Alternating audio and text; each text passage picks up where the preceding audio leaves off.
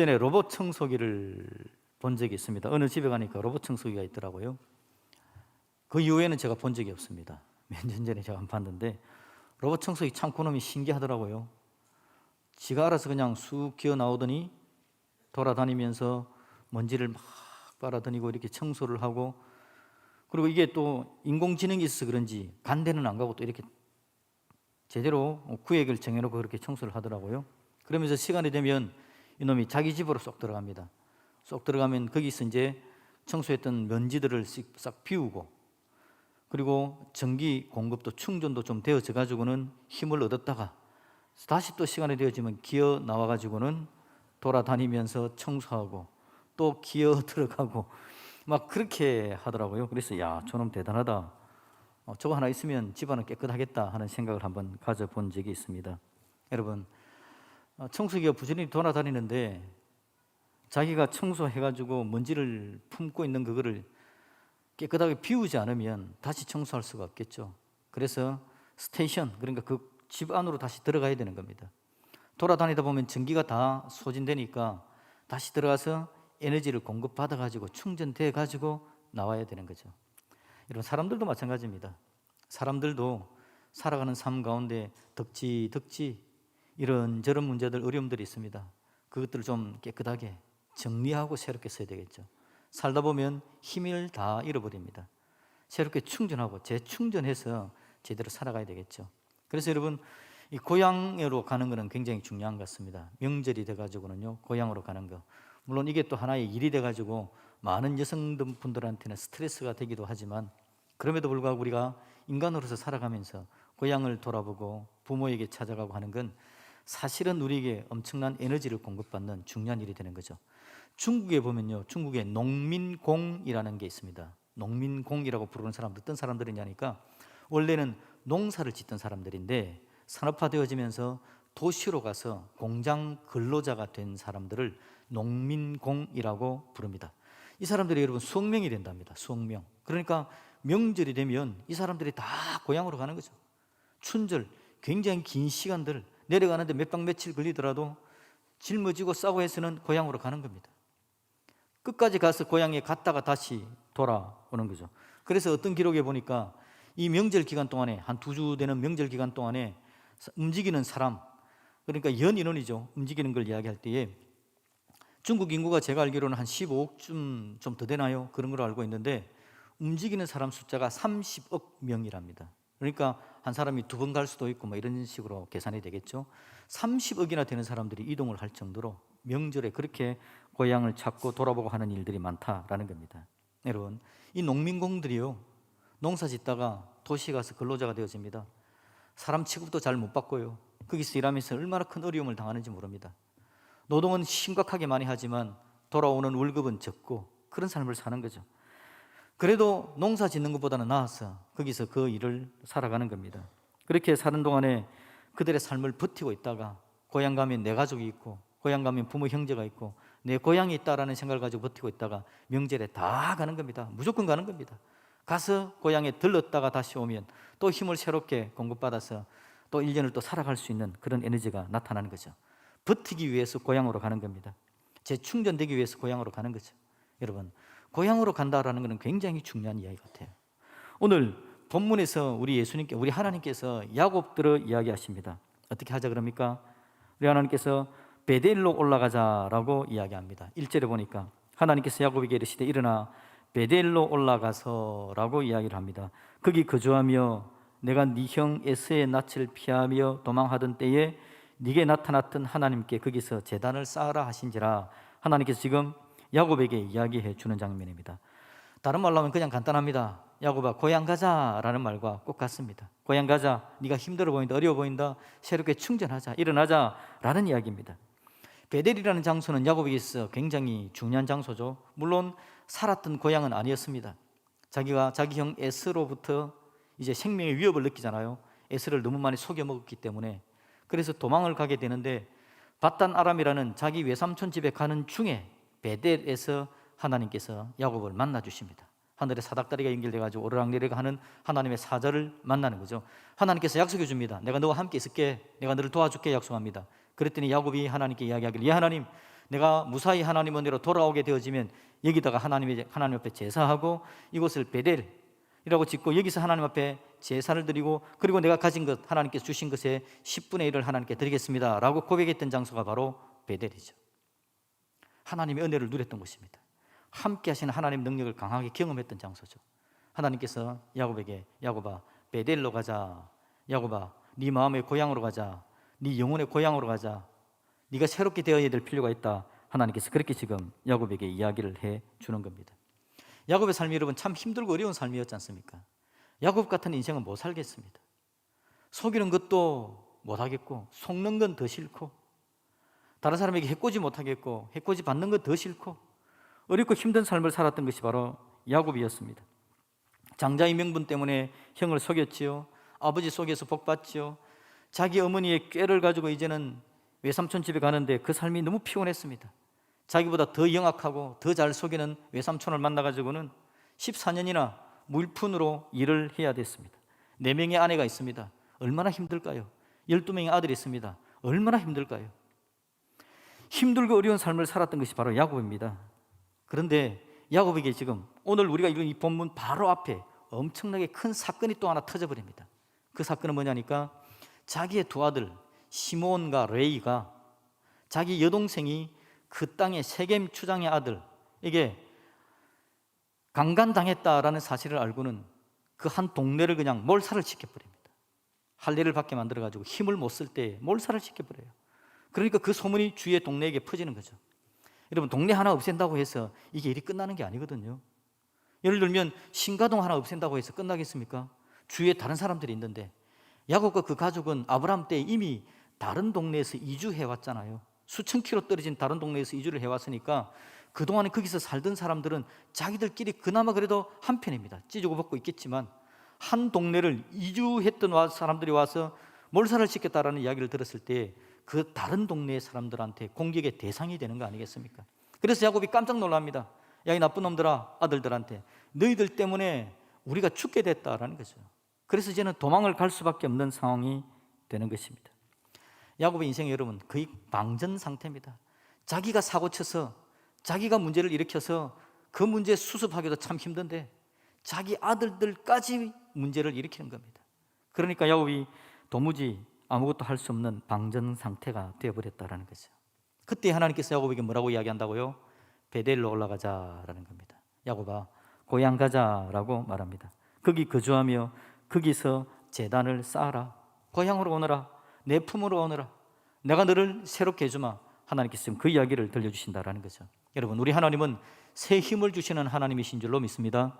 우리 하나님은 저와 여러분들을 사랑하셔서 늘 우리에게 은혜를 베풀어 주기를 원하시는 분이 바로 우리 하나님이시죠. 하나님은 언제나 가슴을 열어놓고 두 팔을 벌리면서 고향으로 와라, 내 품으로 와라. 내가 너와 함께 하마, 내가 너를 새롭게 하마. 하나님께서 그렇게 은혜를 베풀어 주시죠. 지난주 손덕희 목사님도 잠깐 말씀을 전할 때에 언급한 부분이긴 한데요, 물이 변하여 포도주 되는 장면이 있죠. 물이 변하여 포도주 됐네. 갈릴리 가나 혼인잔치에서 예수님께서 첫 번째 이적을 베푼 겁니다. 공적인 생애를 하시면서 첫 번째 이적 베푼 게 물이 변화해서 포도주가 되게 하는 거였죠. 이건 여러분 신학적으로 이야기하기를 예수님께서 그 이후에 예수님의 삶이 어떠할지를 보여주는 것이다 그랬습니다. 예수님께서 변화의 사역을 하기 위해서 이 땅에 오신 거죠. 물 같은 인생을 포도주 같은 인생으로 바꿔줍니다. 절망하는 인생을 소망이 있는 인생으로 바꿔주고 갈 길을 모르는 인생을 갈 길을 찾아주는 게 바로 우리 예수님께서 하시는 일이죠. 그 일을 하시기 위해서 이 땅에 오셔서 첫 번째 이적 자체가 물이 변해서 포도주 되게 하는 그 일을 보여주심으로 주님의 마음을 우리에게 보여주는 겁니다. 여러분 물 같은 그 물도 어떤 물이라고 그랬죠? 구정물, 손 씻는 흐드렛 물, 그 구정물 같은 인생을 포도주로 바꿔주시는 하나님의 은혜, 그 은혜가 지금도 저와 여러분에게 있는 줄로 믿습니다. 우리 하나님께서 그것들을 시도하고 계시고 그런 간절한 마음으로 저와 여러분들을 보고 계시기 때문에 그런 거죠. 우리 예수님은 어떤 일을 하십니까? 또 우리 예수님께서 이 땅에 오셔서 여러분 하신 이야기 중에 100마리 양을 가진 목자의 이야기를 들려줍니다. 이 목자에게 양 한 마리가 잃어버리는 일이 나타나죠. 그랬더니 목자가 99마리를 덜에 두고 그 한 마리를 찾아가는 겁니다. 물 건너 산 건너 결국 고생하면서 한 마리 잃은 양을 찾아서 돌아오는 장면이 있죠. 누가복음 15장 4절부터 보면 그런 이야기가 나옵니다. 같이 한번 읽어보겠습니다. 시작. 너희 중에 어떤 사람이 양 100마리가 있는데 그 중에 하나를 잃으면 99마리를 들여두고 그 잃은 것을 찾아내기까지 찾아다니지 아니하겠느냐? 또 찾아낸 적 즐거워 어깨에 메고 집에 와서 그것과 이웃을 불러 모으고 말하되 나와 함께 즐기자. 나의 잃어버린 양을 찾아내었노라 하리라. 아멘. 우리 하나님은, 우리 예수님은 바로 이런 분입니다. 우리 인생을 바꿔주시고 복을 대주기를 원하시고 이런 영혼을 끝까지 찾아내어 다시 하나님의 사랑에, 하나님의 품에 안아주시는 분이 바로 우리 하나님이시죠. 그러니 저와 여러분들 그 하나님 품 안에 가기를, 그 고향으로 나아갈 수 있기를 주님의 이름으로 축복드립니다. 그 고향으로 나가면 하나님 은혜 가운데 새롭게 해주십니다. 우리의 삶을 바꿔주시는 거죠. 로봇 청소기가 여러분 청소를 하면 쓰레기가 가득 차지 않습니까? 먼지가 많지 않습니까? 좀 비워야 됩니다. 인생이라는 존재가 살다 보면 이것저것 어려움들이 생긴 겁니다. 비워야 될 일들이 생겨요. 그냥 다 치고 가기에는 너무 어렵고 힘듭니다. 좀 정리를 좀 해야 되는 거죠. 그럴 때 주님께서 부르시는 겁니다. 베델로 와라. 내 품으로 와라. 내가 너를 정결하게 깨끗하게 만들어주마. 인생이 살아가려면 힘을 좀 얻어야 됩니다. 근데 살다 보면 방전이 다 돼버리는 거죠. 에너지가 없는 겁니다. 그때 주님께서 부르십니다. 내게로 와라. 내가 새롭게 충전해주마. 충전되지 않으면 오작동이 일어난다. 멈춰버린다. 문제가 생긴다. 그러니 내게로 와서 충전되어라. 주님께서 그 이야기를 해주는 겁니다. 제 모양실에요, 번호키가 있습니다. 열쇠를 안 들고 다니니까 너무 좋아요. 그런데 한 번씩 어느 시기가 되어지면 이놈이 작동을 안 합니다. 이상한 소리를 내고 문제를 일으킵니다. 처음에는 몰라가지고 이게 무슨 문제지? 이걸 갈아야 되나 생각했습니다. 알고 보니까 배터리만 바꿔주면 되더라고요. 배터리가 없어서, 전원이 없어가지고 에너지가 없으니까 이게 이상하게 작동을 하고 있더라고요. 배터리만 바꿔주면, 충전하면 되는 거였습니다. 여러분, 우리 인생길을 걸어가는데 얼마나 힘을 많이 소진하는지 모릅니다. 야곱이 여러분 몰랐습니다. 뭘 몰랐냐 하니까 자기 인생이 잘 되어 가는 줄 알았습니다. 그 당시에. 왜냐하니까 형님에게 쫓겨 도망갑니다. 외삼촌에게 속아서 13년을 14년을 일합니다. 그러면서 한 20년을 지나는 동안에 하나님께서 은혜를 주셔가지고요, 많은 양떼를 거느리게 되어졌습니다. 자녀들도 많았고 아내들도 있고 자기의 삶이 이제는 별 문제 없는 걸로 생각했겠죠. 인생이 그렇습니다. 여러분, 부지런히 살다 보면 이것저것을 얻는 것이 있거든요. 이것저것을 가지게 되는 거거든요. 그러면서 이제 내가 에너지가 넘치는구나, 힘이 있구나 라고 생각을 하는 거죠. 그런데 결정적으로 자기 아들들이 사고 하나 치는 걸 보면서 아무것도 할 수 없는 자기 자신을 발견합니다. 낭망하고 절망해서 그냥 툭 마음이 무너져 버리는 자신을 보는 거죠. 경험하는 겁니다. 내가 힘이 없구나, 내가 에너지가 다 방전되어져 버리는구나. 우리가 이 땅을 살아가는 가운데 여러분, 착각할 때가 참 많습니다. 나한테 에너지가 있는 걸로 생각하는 거죠. 그냥 살아갈 수 있다고 생각할 때가 참 많습니다. 그러다가 우리가 어느 한순간에 에너지가 소모되고 있구나, 여러분, 그걸 느낄 때가 하나님의 은혜의 때인 줄로 믿습니다. 그럴 때 여러분, 하나님께서 부르시는 음성을 들읍시다. 베델로 올라가라. 내게로 와라. 그리고는 새롭게 충전하자라는 겁니다. 인생길 살아가는데 여러분, 삼손의 이야기는 우리에게 더 많은 걸 이야기해 줍니다. 삼손은 계속 문제에 빠지는 사람이었습니다. 계속 능력을 베풀죠. 삼손의 이야기를 읽어보면 삼손이 얼마나 많은 일을 하는지 모릅니다. 낙이 특배 하나를 가지고 수백 명을 죽이고요, 여우를 잡아서 그냥 어떻게 하고, 많은 이야기들이, 삼손의 잘하는 이야기들이 나옵니다. 그런데 중간중간에 삼손이 그냥 인간적인 모습을 보이고 낭망하고 절망하고 문제에 빠지는 삼손의 모습을 봅니다. 영웅이지만 제 멋대로의 삶 속에서 계속해서 방전되는 것이 삼손이었습니다. 하나님 은혜로 간간히 영웅의 역할을 하지만 다시 문제로 돌아가는 삼손의 모습을 볼 수 있는 거죠. 그도 여러분 쉴 곳이 필요했습니다. 쉴 곳을 찾아 방황하죠. 그러다가 그가 찾은 쉴 곳이 있습니다. 들릴라라는 여자였습니다. 그 여자에게 가면 마음의 위안을 받았던 것 같아요. 그 여자에게 가면 그냥 좀 편안함을 느꼈던 것 같습니다. 그래서 그 여자에게 계속해서 찾아가는 겁니다. 그런데 여러분, 들릴라의 품은 쉴 곳이 아니었다라는 걸 우리가 너무 잘 알고 있습니다. 그 들릴라의 품에서 삼손은 머리가 깎이고 자기의 모든 에너지를, 힘을 다 소진해버리고 사라져버리는 일들이 나타나는 거죠. 삼손이 쉴 곳을 잘못 찾은 겁니다. 쉴 곳이 아닌 곳을 쉴 곳이라고 착각했습니다. 이 여자에게 오면 내 모든 것들이 편안함을 누리고 나는 새로움을 얻어서 능력으로 힘을 낼 수 있다라고 생각을 했습니다. 잘못 찾은 쉴 곳은 오히려 삼손의 힘을 다 소진해버렸습니다.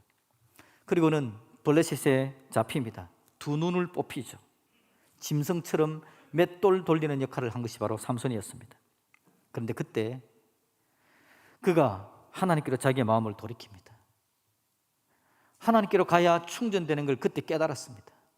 그래서 그가 하나님께 부르짖습니다. 하나님께로 마음을 돌립니다. 사사기 16장 28절을 보시면요, 삼손이 여호와께 부르짖어 이르되, 드디어 삼손이 하나님께 부르짖는, 하나님께로 가는, 하나님께로 나아가 하나님 품 안에서 충전할 수 있는 인생으로 바뀌어지는 겁니다. 주 여호와여 구하옵나니 나를 생각하옵소서. 하나님이여 구하옵나니 이번만 나를 강하게 해주십시오. 한 번만 나를 강하게 해주십시오. 하나님 이번만 좀 에너지를 주셔가지고 충전시켜 주셔서 한 번 더 써주십시오 라고 이야기합니다. 두 눈이 뽑힌 상태에서 블레셋 사람들이 모여있는 그 건물의 기둥을 뽑아버리죠. 그리고는 삼손이 살아있을 때에 다른 데서 적들을 싸워서 이겼던 그 숫자보다 죽으면서 한번 힘을 받아가지고 적들을 쓸어넘은 숫자가 훨씬 더 많았다라고 성경은 기록하고 있는 겁니다. 여러분, 삼손이 미리미리 좀 하나님께로 가서 재충전했더라면 얼마나 좋았을까요?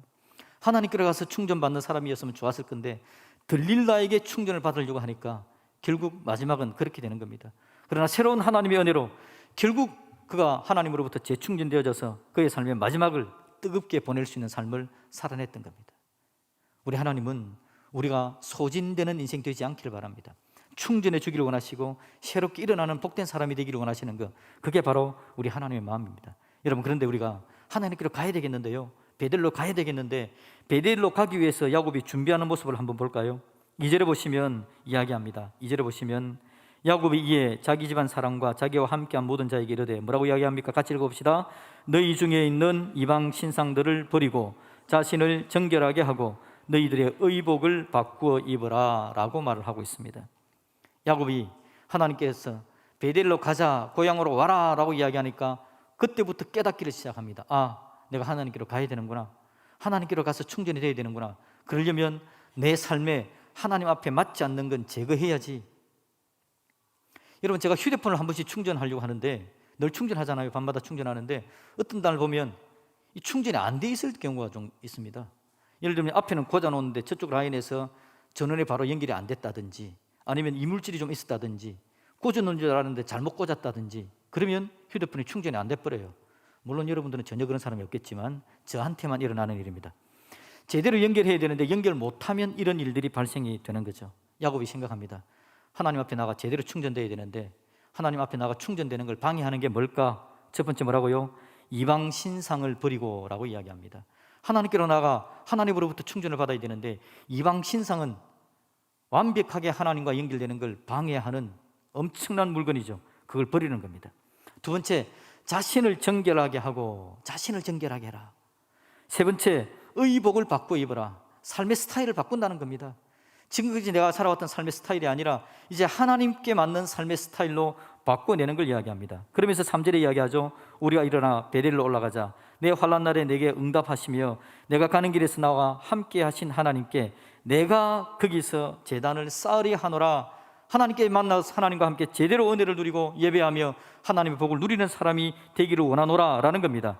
그랬더니 그 이야기를 했더니 4절에 그들이 야곱의 식솔들입니다. 야곱과 함께하는 사람들입니다. 그들이 자기 손에 있는 이 모든 이방 신상들과 자기 귀에 있는 귀고리들을 야곱에게 주는지라.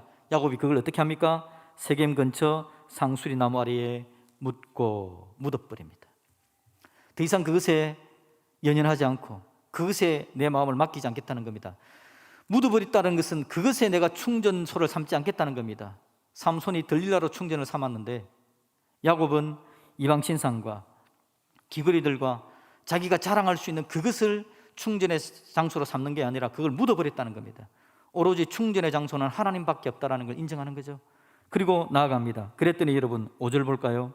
그들이 떠났으나 하나님이 그 사면 고울들로 크게 두려워하게 하셨으므로 사면 고울들을 하나님께서 두려워하겠답니다. 이 사면의 고울들이 세겜 지파가 몰살당한 걸 알고 야곱 가족들에게 공격해오고 원수를 갚으려고 했는데 하나님께서 그들의 마음을 꽉 붙잡아 버린 겁니다. 겁을 주신 거죠.